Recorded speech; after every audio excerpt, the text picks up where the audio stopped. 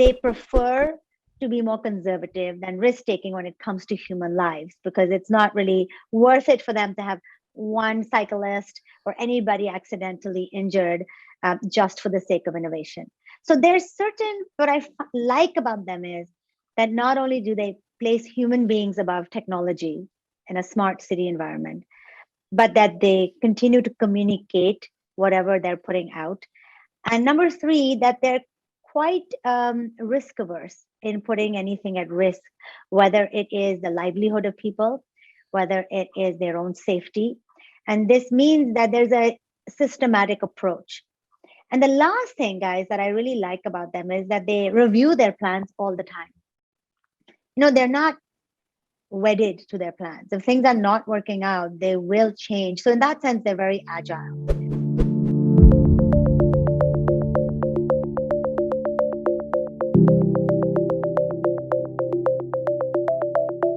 What could go right? I'm Zachary Karabell, the founder of the Progress Network, and I am joined, as always, by Emma Varvaloucas, the executive director of the Progress Network. And we are having a series of ongoing conversations with compelling people talking about the major issues of our day with a slant toward, yes, what could go right, given that so many of our questions these days are framed by the what could go wrong and the relentless focus on all the things that are, in fact, going wrong. We live in a complicated world. That's both a cliche and a truism, but we tend in that complication these days to go toward the negative, to emphasize, not accentuate the positive, but to emphasize the negative, to privilege our fears and delist our hopes. And in that context, one of the things that people are increasingly agitated by is both the rise of and the proliferation of artificial intelligence and all the challenges that poses to identity and privacy and choice, including the nascent fears that we are about to be taken over by the robots, the rise of the machines, and the concerns and fears and anxieties arising over the proliferation of cryptocurrencies and the rise of what is called Web 3.0, the decentralized, non-government regulated financial world that these crypto technologies are enabling. These are all treated by some as the answer to all of our prayers, and by others as the proof that we are headed downhill fast. Today, we're going to have a conversation with someone who's at the epicenter of these issues. So Emma, please tell us a bit about Ayesha Khanna. Ayesha Khanna is an artificial intelligence expert. She's the co-founder and CEO of ADDO AI, which is an AI solutions firm and incubator. She's been a strategic advisor on AI, smart cities, and fintech to leading corporations and governments, and also serves on the board of Infocom Media Development Authority, which is the Singapore government agency that develops its world-class technology sector. She's a member of the World Economic Forum's Global Future Council on Media, Entertainment, and Culture, which is a community of international experts who provide thought leadership on the impact and governance of emerging technologies. She's also the founder of 21C Girls, which is a charity that gives free coding and artificial intelligence classes to girls in Singapore. So let's talk to Ayesha. Ayesha, it's great to have this conversation with you today. We're having yet another of our intergalactic, transcontinental, global conversations between me in New York City, Emma in Athens, and you in Singapore. I have to say, I still get a sort of weird little frisson of kind of cool that we can have these conversations simultaneously across multiple zones and multiple geographies. I don't know if that's a great thing for the world or a bad thing for the world, but right now I'm just going to treat it as a fun thing for the world.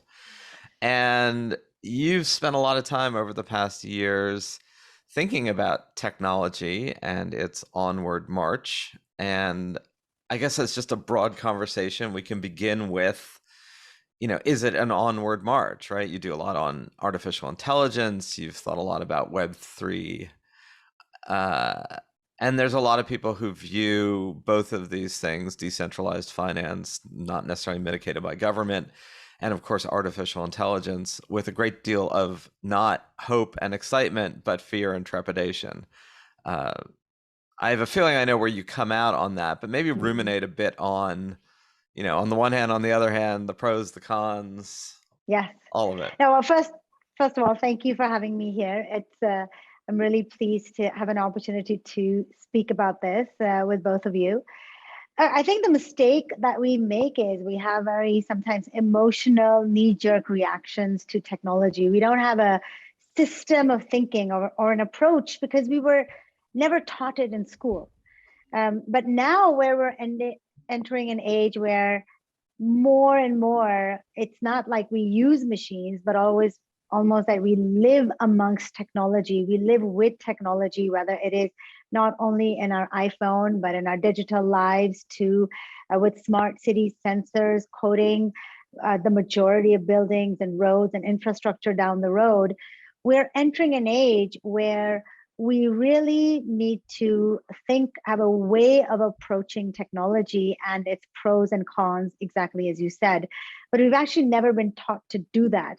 So you traditionally have had two kinds of people, one who have been naively optimistic and the others who have been depressingly pessimistic. But actually the right point, whether it's artificial intelligence or Web3 or nanotech or biotech, is to right at the beginning, when you are trying to build something. For example, we build a lot of AI solutions for our clients globally. We kind of sit down and have a risk framework of everything that can go wrong possibly with something that we're building, unintended consequences, potential consequences and risks.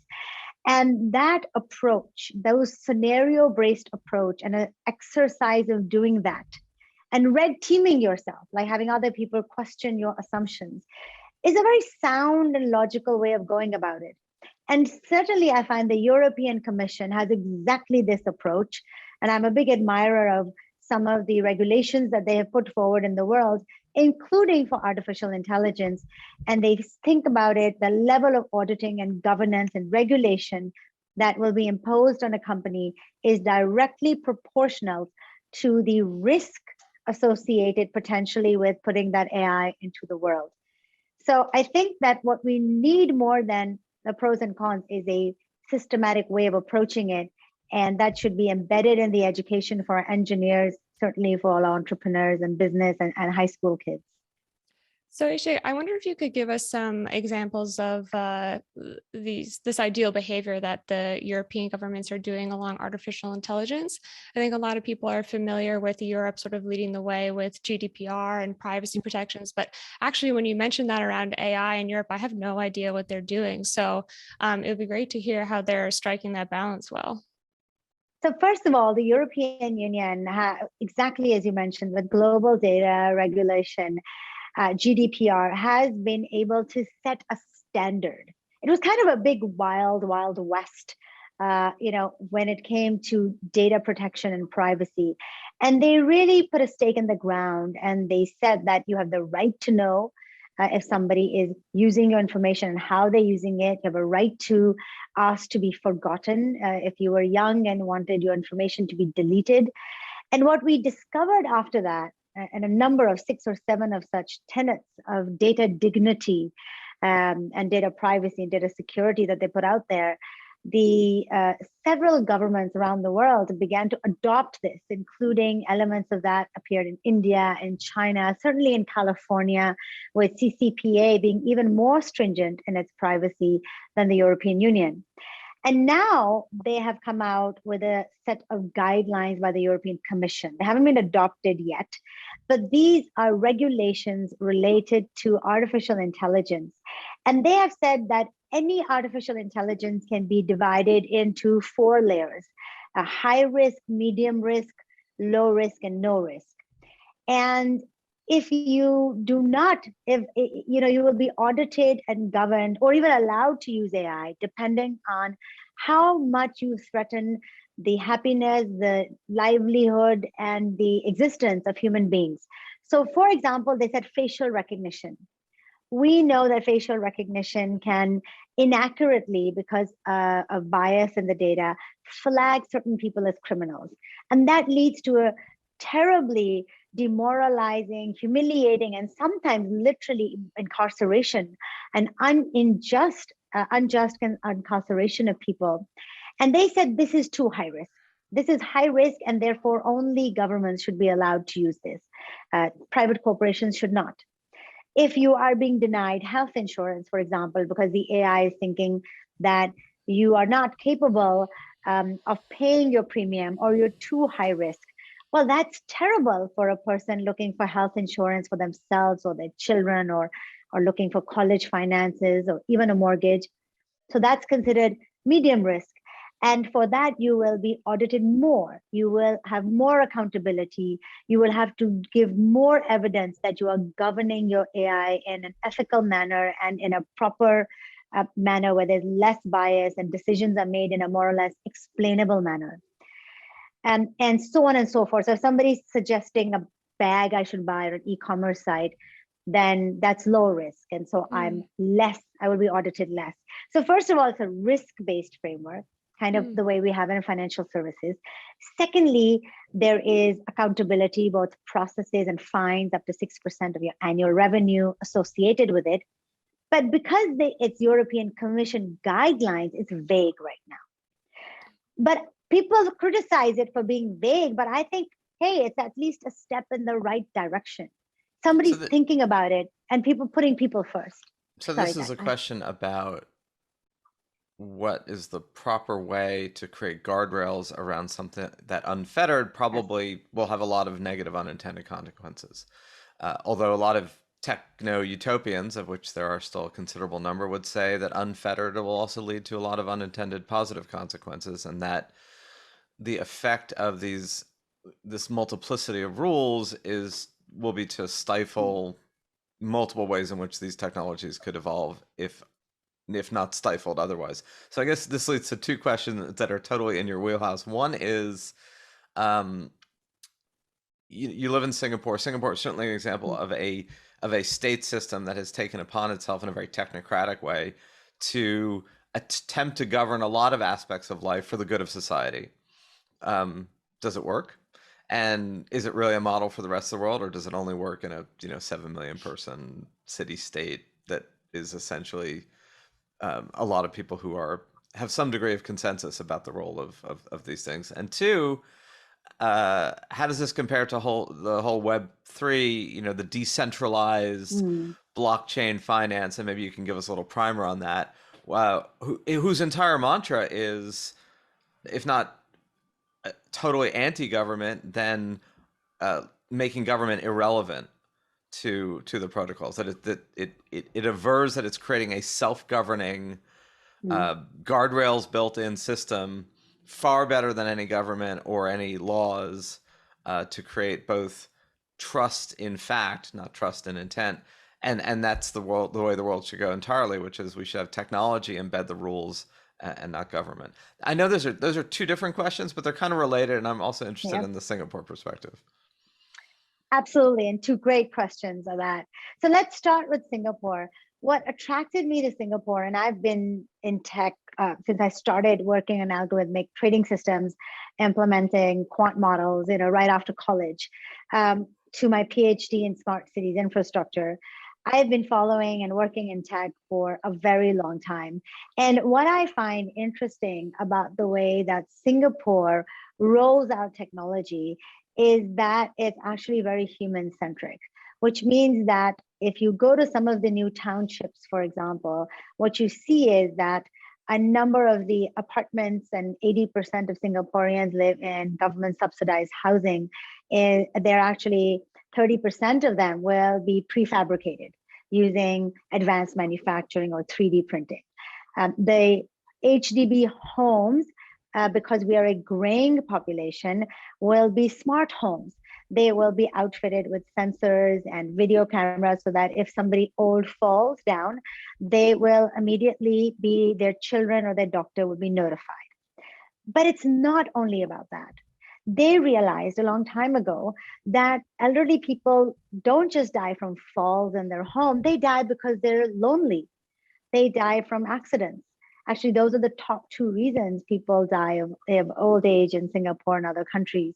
So they decided to make all of these government housing multi-generational, not to take the elderly and put them far away in nursing homes So the point of the matter is that the intergenerational housing is a question of urban design. And it's about studying anthropology and about studying sociology. And that's just one example. If you look at transportation and the way that they are building transportation and making it completely car free and introducing autonomous vehicles and other kinds of more pedestrian friendly routes, what you see is a very technical state that is actually everything is gearing towards reducing the time spent in bureaucracy and increasing the quality of life. How, and then your second question was, how much consensus do you need from people in order to do this? So first of all, a number of these plans are regularly published way in advance. There are 4 new townships coming up, and Urban Authority of Singapore has all of those plans. They are reviewed many, many times in the newspaper and discussed with the MPs. And there seems to be generally, if there's any issue, people can talk about it. But there's a lot of communication. And you're absolutely right. If you don't have communication, you have a problem. And I'll give you the example of Spot, the Boston Dynamics dog. It's a robot dog. Same dog was rolled out to monitor social distancing in parks in Singapore. And the same dog was introduced in New York City to help defuse bombs and to go ahead and look for the bombs. In Singapore, you have pictures of, it was in the newspaper, we ran into the dog, people took pictures, okay, and then, that was it.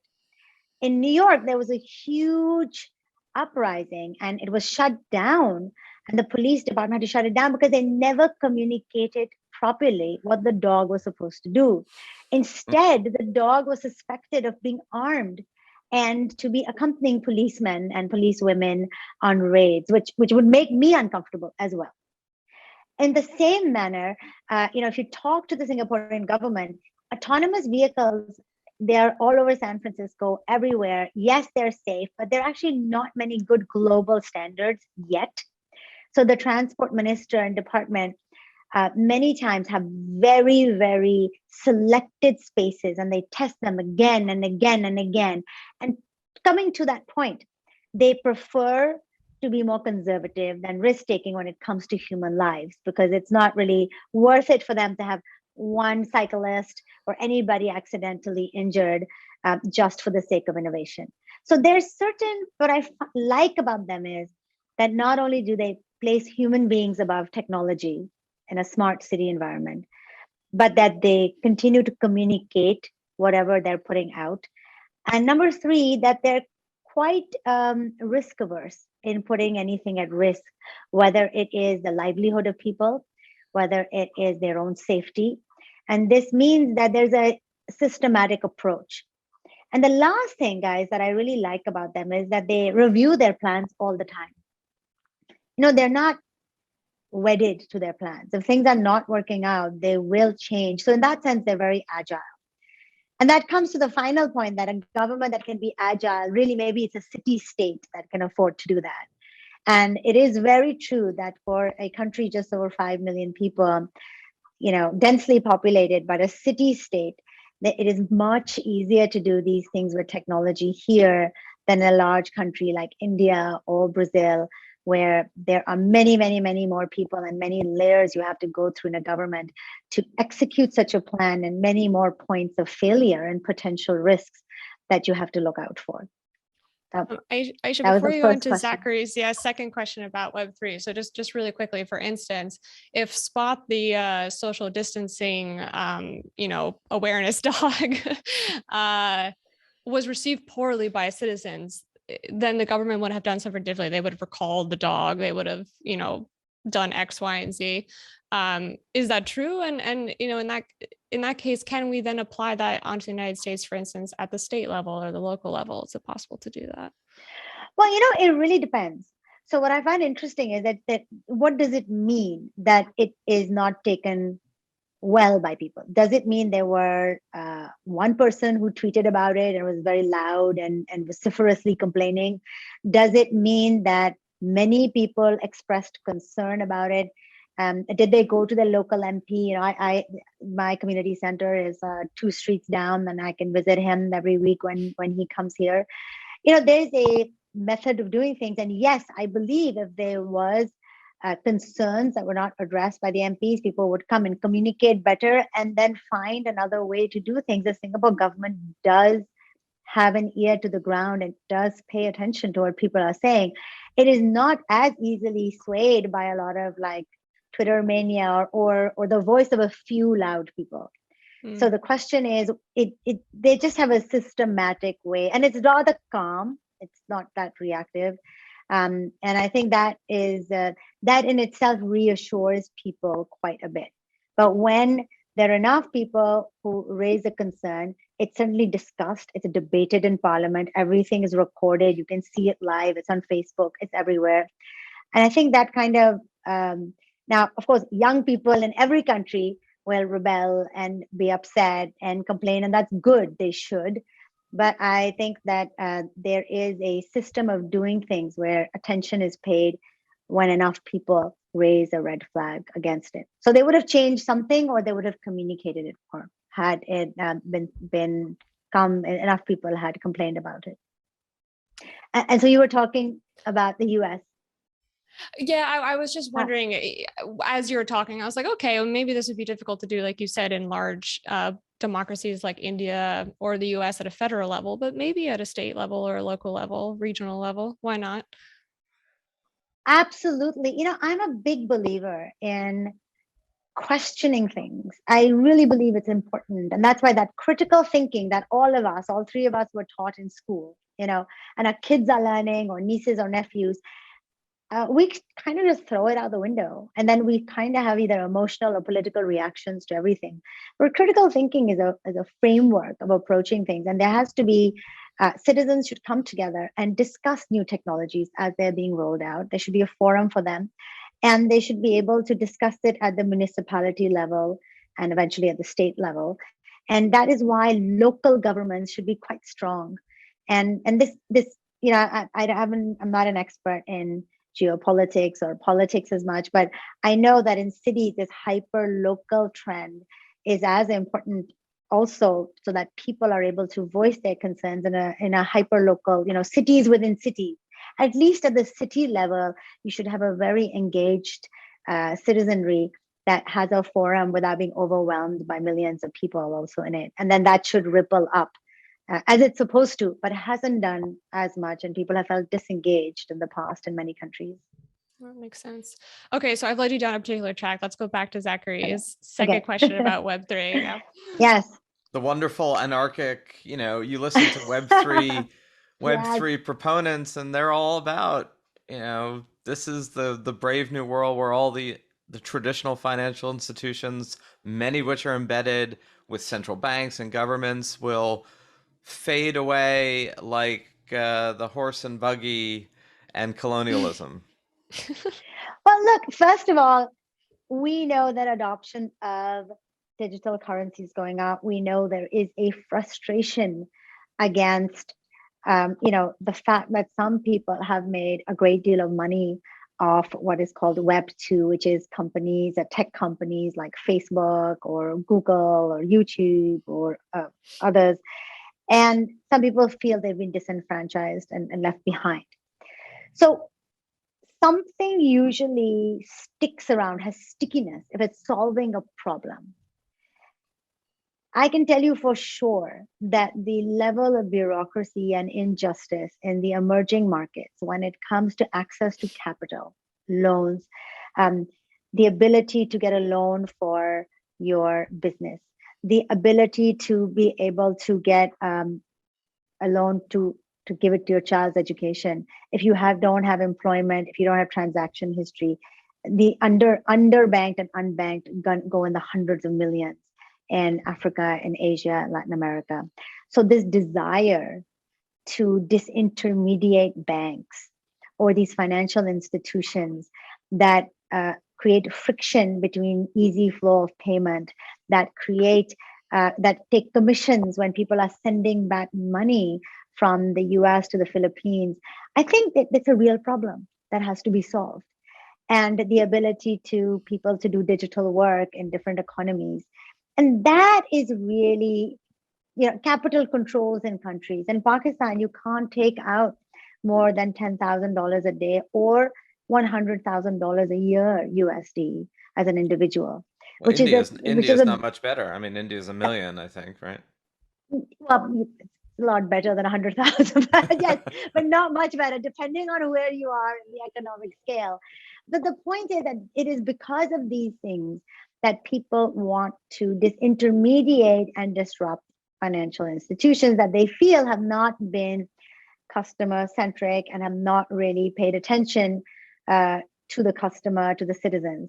Already a wave of fintech disruptors using AI data has knocked them off their complacency pedestal, and they're realizing that their digital first banks like Nubank from Brazil is the biggest digital bank in the world, and there are 30-40 million young adults in Mexico, many more in Brazil, that it's servicing with their credit cards.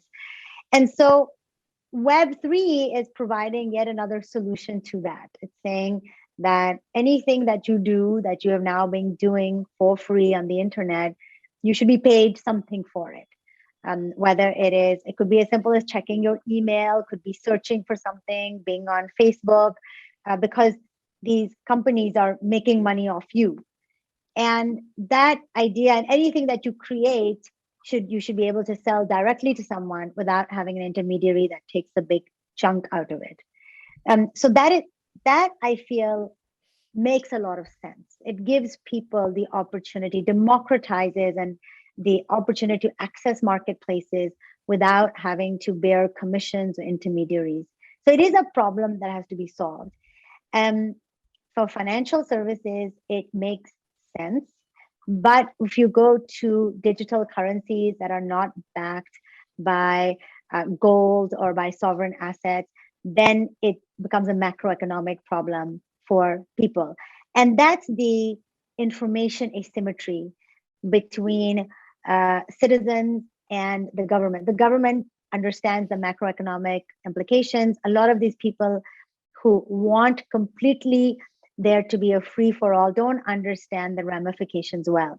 For example, I was hearing a podcast by a lawyer, and she said this notion of a DAO, kind of an organization that everybody owns is so fabulous. Everybody has equity in it. You can set up, I saw somebody set up a golf club and set out a lot of subscriptions, and $20 million or something were raised. And it's like the three of us and everybody owns the same golf club. And we can all benefit from anybody who pays membership fees. What people miss out on is if you're 100% an owner together, you're also 100% liable as well. Mm. And this is the fact that people just, we don't realize this, we just miss out. Yes, you have a lot of cryptocurrencies, but you have to pay taxes on it. It's a pain. And people are just realizing that. And now the Indian government actually announced it. So these are this information that people don't have is very unfair because they're only seeing one part of it, this get rich quick kind of scheme. And the fact that if you had no government sounds exciting, but really, where would you go if you had a problem? What would be, there are no pathways for justice. So I just wrote for World Economic Forum a paper on digital justice. What happens if you are in the metaverse and your avatar is harassed by another avatar? What is your recourse? Who do you go to? Where is that information? Do you even know? This is not just bullying and going to your school. This is literally, how do you go up the chain right to that judge, and who does he hold accountable? And these are processes and institutions that have been set up over time. Can they one day be replicated, simulated in Web3 by blockchain? Maybe. I'm not certainly philosophically opposed to anything that has good governance embedded in it.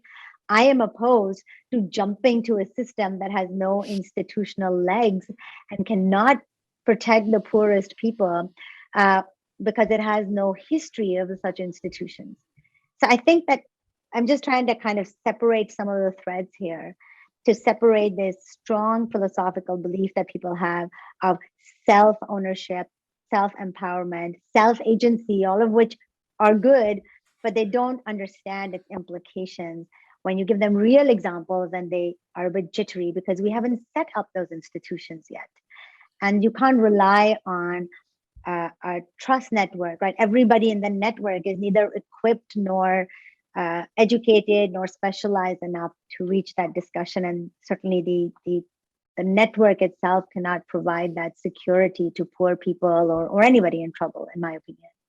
So, Aisha, one way to describe in another way, what you're saying now, and I think you actually have put it this way yourself. I think I'm taking this from you and then reciting it back to you. But I found it very persuasive, which is why I'm repeating it right now.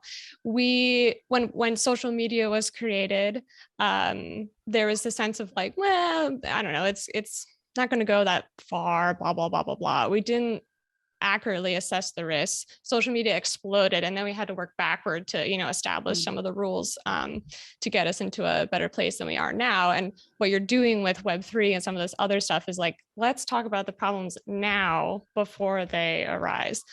But I wonder, are you a lone wolf in all of this? Because I certainly see, in this balance between the techno optimists and the risks of new technology, like with Web3, I see almost no discussion around the risks and what might be the biggest problems that arise. What you just spoke about just now was the first time I had heard anyone say anything about that. So, yeah, how do you see yourself in that field? I think people don't know. They don't know what they don't know. This is insane. Like, people keep talking about NFTs, and then another lawyer had talked about copyright. There's a copyright law, and I know the Singapore government is looking at digital assets. Digital assets are so much more than Bored Ape. So the issue is there are a few bros who are very loud and excited because they made money and crypto, and more power to them. They spotted a good trend.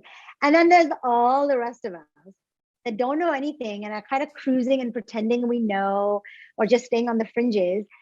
But actually, I think this is the next iteration of the digital economy. I think, or the economy really. And I think that we should first of all admit what we don't know, and then start to learn together. And that's why I'm launching, Squad, which is this global collective for women, in which we literally talk about precisely these things. We say, if you're an entertainer or a lawyer or or run a manufacturing factory, what do these things mean for you in small kind of, tidbits that are easy to understand? Instead of saying it's like L1 is really like not going to get us to where we want, so we'll do L2, and everybody just nods their head. But WTF? Like, what's L1? What's L2? And somebody could really just explain that, it's the bandwidth is not enough in Ethereum, so L2, and I'm happy to explain that in easy to understand ways, is just to increase the bandwidth in different ways. And what that does is people feel comfortable. Once women especially are shy in asking for help, if they feel comfortable, then they can participate in this new iteration. And that is really what we need to do, is just talk about the fact that, like we're talking right now, I don't know the answer, you don't know the answer, let's talk about it. That's what smart and interesting people do. So I think that it's just not enough discourse. People are shy because they feel they missed out on something, and there's a lot of loud noises. But I hope my collective, our biggest question, we're going to ask all these questions, hopefully. So you talked about not just this new endeavor, but you've done a lot of work on particularly bringing women into technology, young girls. I'm always struck, and I've had this argument with a lot of people, it's a parent of 2 kids who are now less kids and more young adults. The amount of sort of reactive fear that people in tech land have when they start raising their own children. I mean, I've heard people who've made oodles of money on social media or various forms of it going, oh, no, I don't let my kids have a smartphone. I don't let my kids go on social media. I mean, it's almost as if they they feel like they've been drug dealers who won't let their children buy their own product, which is probably a good thing for a drug dealer, but it raises the question of, if you spent your entire life building out these technologies, presumably at one point having drunk your own Kool-Aid, believing that these were inherently for the betterment of mankind, and what the Valley mantra of get rich and make the world a better place. So do you still share some of the latent optimism of, look, these tools are potent, they're neutral, hammer can kill someone and a hammer can build a house, and the tool is neutral, the use of it is all that matters. um, do you wrestle with this in raising your own kids? Do you wrestle with this in teaching technology? Like, I mean, I know from your where your sentiments are that you are fundamentally about learning and balance and understanding. Uh, but it is an odd thing. It's an unusual thing in this particular world. The amount of people who uh, are almost like recanting their own mantras when it comes to the next generation.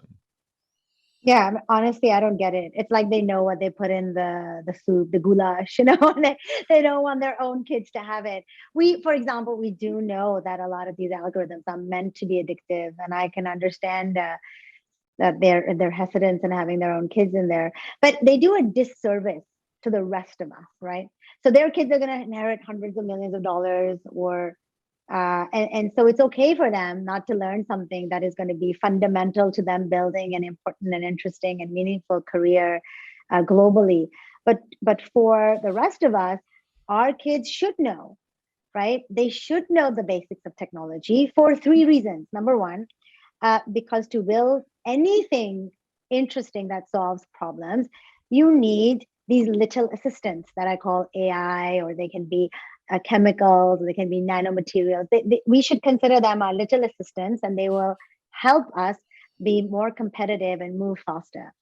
Secondly, as citizens who are increasingly in a world which is pervaded by technology, we need our children to be aware of what these technologies are doing, kind of have an intuitive understanding, and make decisions on when to switch on and switch off, or what to demand of their governments, so that they live a life of agency and are able to make decisions without being manipulated by these forces or by the companies that own them. And then finally, I think it's about teaching our children a proactive philosophical relationship with technology. You can have this fear that if I give them an iPad, they will just start watching YouTube videos or TikTok, and that's how they'll be passively trapped by the iPad. Whereas we perfectly know the iPad has Adobe on it. There are lots of positive, proactive things that they can do on it. They should look at any piece of technology, whether it's a 3D printer or a laptop or an iPhone, iPad, just like you would kind of look at a piece of paper and a pencil. You don't expect the pencil to start drawing things out for you. Pick it up and you start doodling. And that comes only through exposure and by nudging through education, so that they can feel that. And that's kind of what we try to do in our courses for girls and kids in Singapore, is to nudge them towards thinking that you are empowered by this, and you have to have critical decision making on whether this is good or bad for society. And even the collective I was talking about for women, it's all about you, the individual. How can you use this for your career, your kids, your society? Whereas a lot of the discussion is not about the individual, it's really about trends or analytics or the business or the stock market. And that's where I think it's a big disservice. If you don't expose people to this new relationship with technology, then you're really condemning them to a lifetime of passively just living listlessly as technologies take over more and more of our tasks and our life around us. I also love your phrase of calling them little assistants, right? Because Yeah. it no, but it's also important, a lot of Yes. people view these things as both the opposite of little and the opposite of assistants. They kind of view them as massive monsters, and that it's going to get out of control, and we're going to be living in some dystopian world where the robots are ruling our lives, whether it's the Terminator or Asimov's iRobot, all the fears that have been around, or H.G. Wells. I mean, ever since people started inventing machines, there's been some latent fear that the machines are eventually going to take over and dominate us and rule us. And by calling them little assistants, at least for the moment, provisionally, you're also making it clear that the power dynamic remains unfavorable for AI and technology. Like we're still writing the rules, and until it's clear, yes, there's a lot of uh, AI software that writes its own rules, right? But it writes them within the parameters that have already been defined. It doesn't, you know, it doesn't just go off on its own and start I writing rules. I totally agree with you, which is, and I learned this from the Japanese when I went to Japan, and I met this guy who creates these robots. He calls them love arts because he said when you talk about machines, you only talk about big hulking robots in factories or those that Superman has to fight against. But why don't we just talk about little cute robots that bring you joy? And he said all the robots in Japan are little and cute, and they're not threatening. And I thought that was so smart. And it was the cutest little thing, and I think that is really the key. And that in the oldest Buddhist monastery near Tokyo, there is a robot Buddhist monk that Oh, gives yes. everything, right? And Yes. so, and then everybody's like, oh my God, this is so weird. Look what's happening. And then they met the old man, the old monk who ran the monastery. And I loved how he spoke. He said, first of all, this is not a replacement for me. This is a good way. We are aging, we are dying. There are fewer of us monks. This is a good way for us to communicate to the young generation in a way they find interesting. But because he was so calm and so clear that it was their sermons, that this was a medium for them to communicate, he immediately just took that drama down 3 notches and made it something that was practical and useful and interesting. And I thought this 90 something year old monk understood better what to use AI and robots for spiritual awakening or support of these people than a lot of what we see in this dystopian utopian world where we're very reactionary, very dramatic, and kind of always at each other's throats with knives. Yeah, and actually, when you see some of these robots in action, for instance, there's one that we have an article coming out soon on the Progress Network about Robin the robot, which goes to children who are patients in hospitals, and it talks to them. It remembers who they are, remembers their conversations, and it's incredible when you watch the videos. The kids like love it. The kids are hugging it. It's like a friend. And to be honest, when I first read the pitch for it, I was like, that sounds like kind of creepy, like sending this robot into these poor children's lives who are sick in the hospital. But actually, it seems to have had a wonderful effect on them. Just like So I think the Clifford the big red question, dog. I mean, it's just the key question is it can do good. And now we have to govern the owner of this Robin, right? Now, the owner, the company that creates it, has to adhere and comply with a set of governance regulations or rules in which, if it is audited or at risk of being audited, to make sure that it is not manipulating the children to buy, I right. don't know, something online, that it is not recording them and can be used later when they've become better and sell that information to an insurance company. So when you have governance, then you can, you can enjoy the benefits of these machines.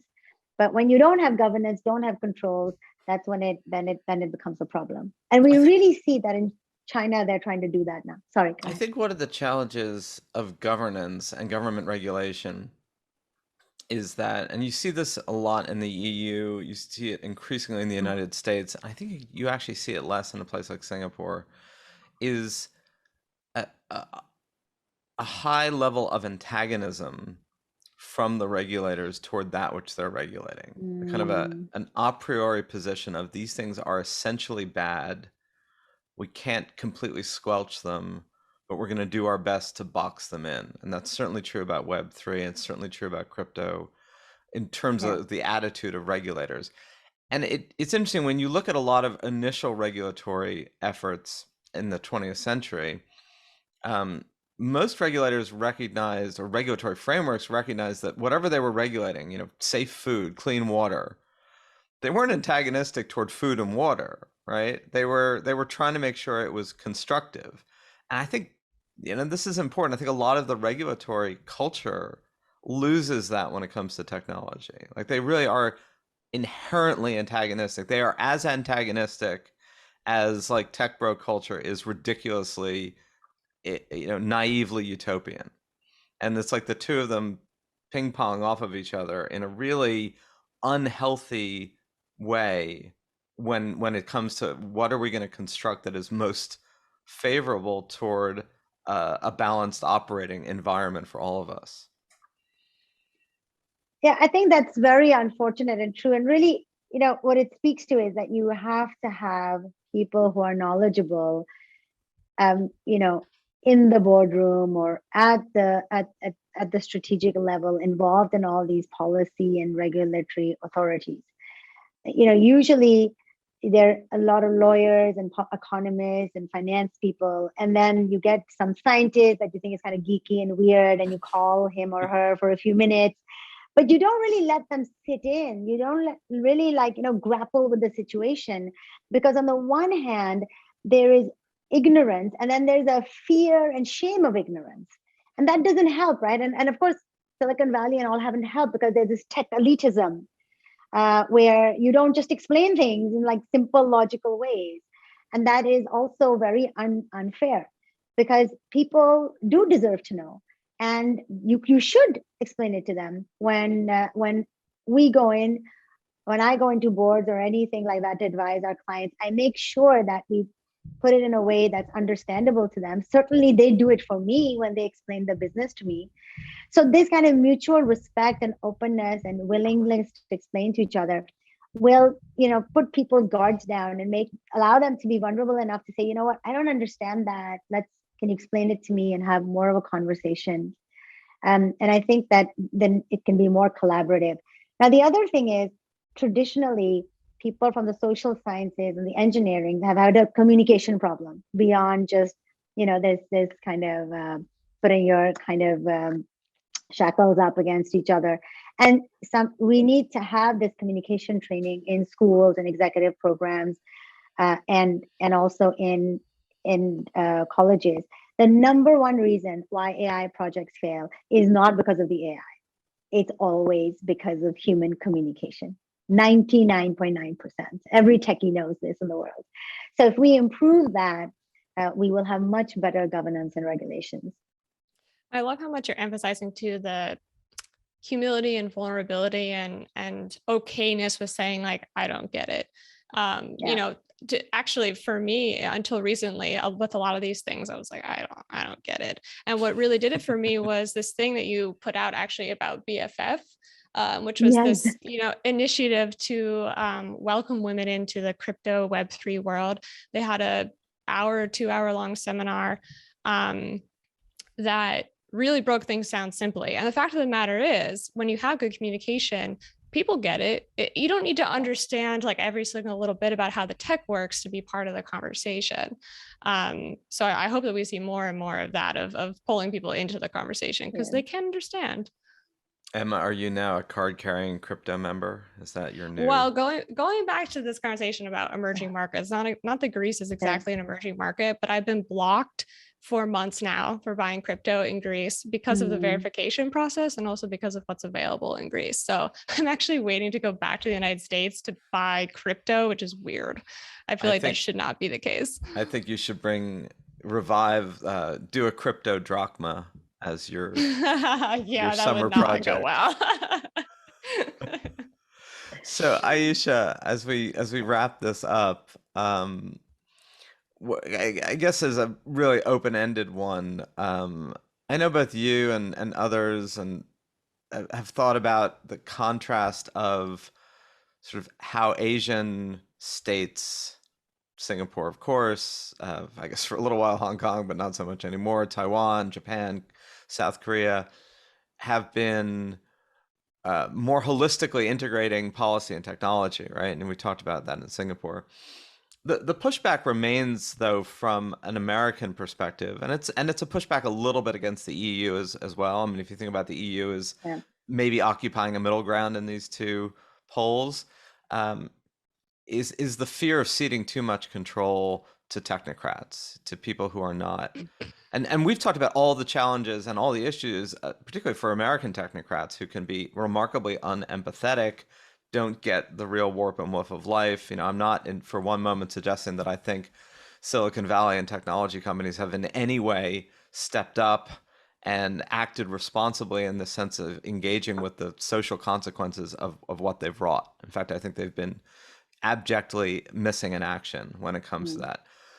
But there is a legitimate discomfort of, should we really be saying, should the state, this kind of paternalistic, at least that's the view, right? That there's the paternalistic Asian state saying, we know best what's good for us.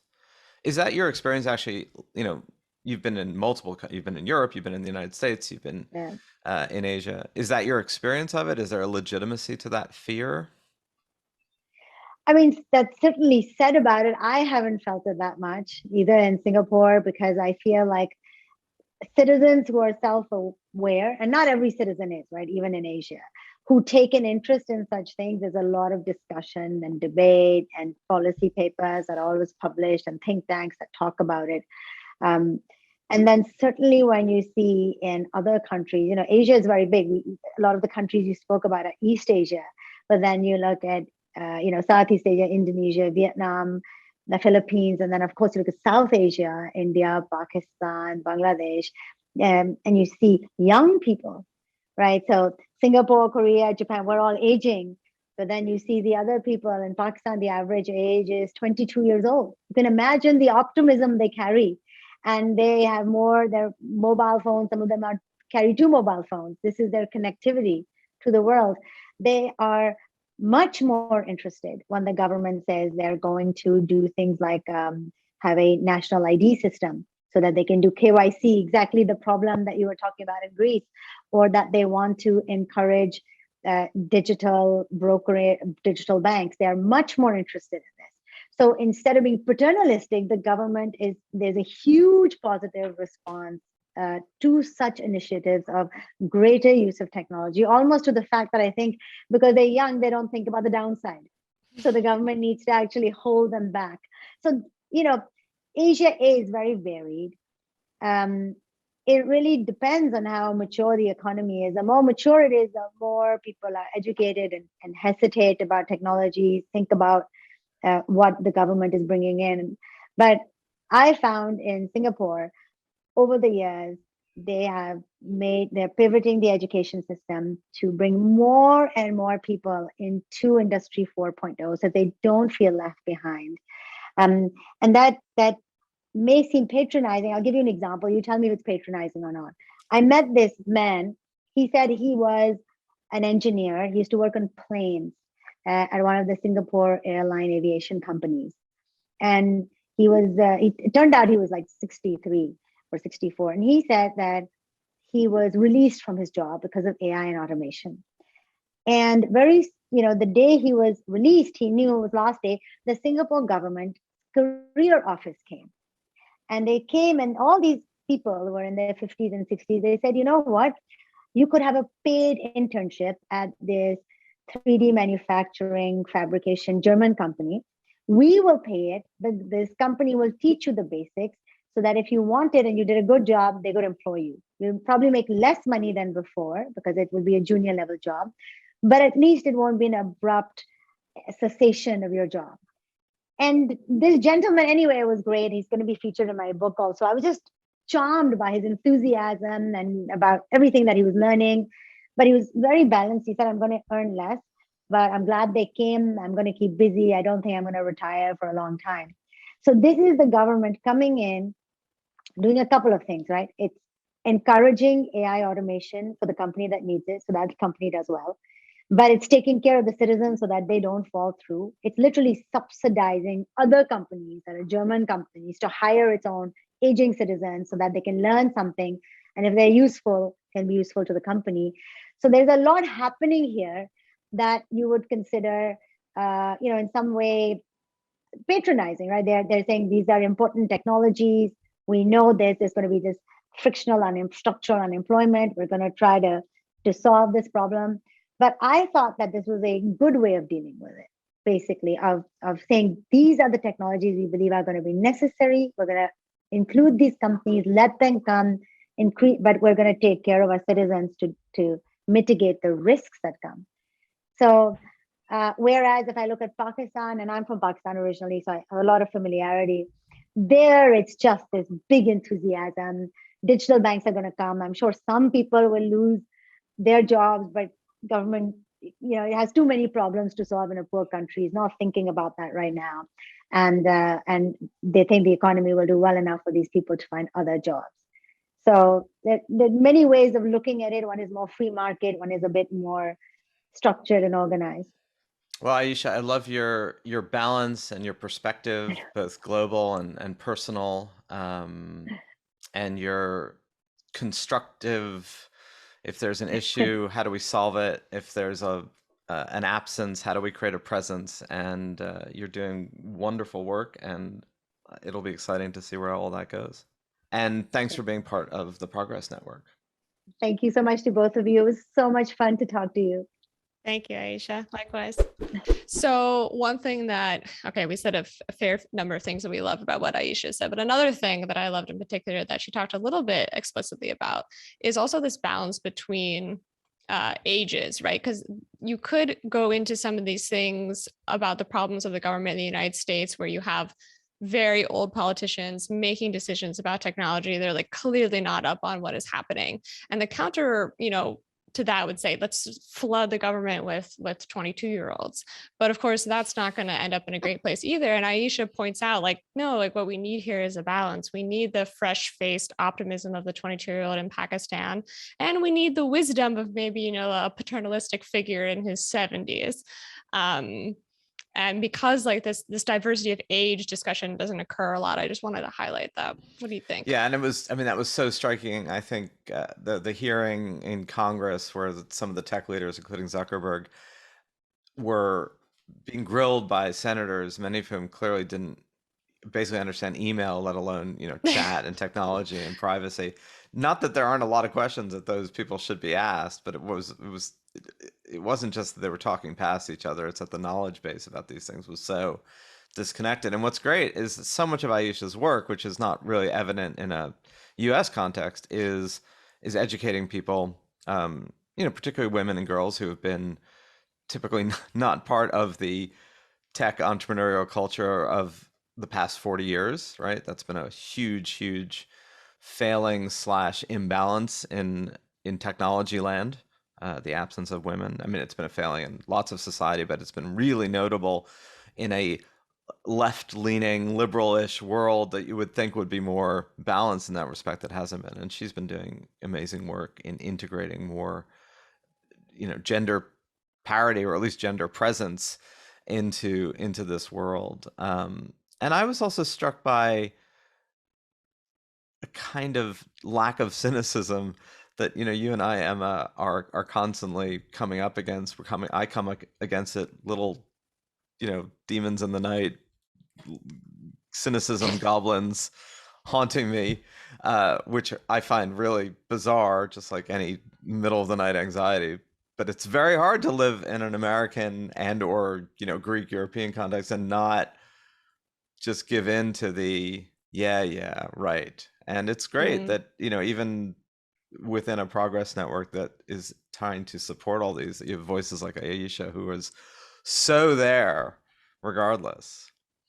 Yeah, I mean, I really appreciated the way that she framed actually people are shy to talk about Web3 and technology, because the sort of gremlin way to phrase that, which I think is also valid, is to say one reason why gender parity and gender presence hasn't been in the Web3 world is because like when you go on to those Discord servers, like people are mean, man. They're not there to be like, I'm here to educate you and welcome and like we're gonna do this. And you could look at that and say, like, in a gremlin type fashion, like, screw this, like this is just another place where things are unequal. But Ayesha, flips that. She's like, we're going to solve this, we're going to create education, we're going to create initiatives, like let's do it, without focusing on the gremlins. So on that note, don't focus on the gremlins, let's do it. All hail Ayesha. Let's solve our problems and not assume that the younger generation, however young that young is like incapable or the object of terrible things that have been created, that they are subjects, and it's their world, it's your world, it's our world. Let's figure out how to live in it. Thank you again, Emma, for having these conversations, and we will keep having them. Thank you, Zachary.